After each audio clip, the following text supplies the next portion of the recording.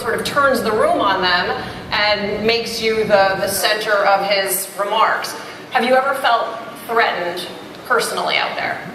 So I've covered Trump rallies. My first one was in Las Vegas, and that was a one that was particularly rowdy. People ended up getting dragged out, and the same thing happened. Turn the cameras, like, you know, they want to see that. I've never felt personally threatened, but I think that's because I grew up with a mother who was a social worker who went into all types of situations. Take your child to work day for a single mom was almost every other day. So I've been in so many situations since I was a little girl that I never walk into any situation and think that these people are going to be threatening. Because in my mind, I think even if you're a Trump supporter, even if you're screaming all this stuff, at the end of the day, there's some hurt there. There's something else going on there. And I don't think that you're just looking at me thinking, if I come to you and think that you're a human being and I speak to you like you're a human being, and I say, why do you think all Muslims are terrorists? Why do you think that Hispanics are all rapists and criminals? And ask that question in a way that really that feels like I'm really trying to get at what's going on there.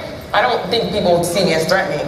So in my experience at Trump rallies, I think you just go in there and you know that in some ways you're going to be facing this audience that is very passionate, that some of the protesters are going to look like you, and that people are going to assume that you might be a protester. I've had people say to me in some ways, you know, I make assumptions about me. Like I was interviewing someone at the RNC, and he said to me, you know, I want to go back to the 1950s and 60s. One of the questions that I asked was, I always ask this question at Trump rally, when was America great again? Because to me, it is the question of this election.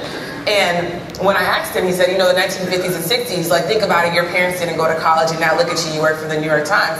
And usually as a journalist, you don't want to say, like, here's where I'm from. And I said, actually, both of my parents have PhDs. I'm less educated than both of my parents who came here for me.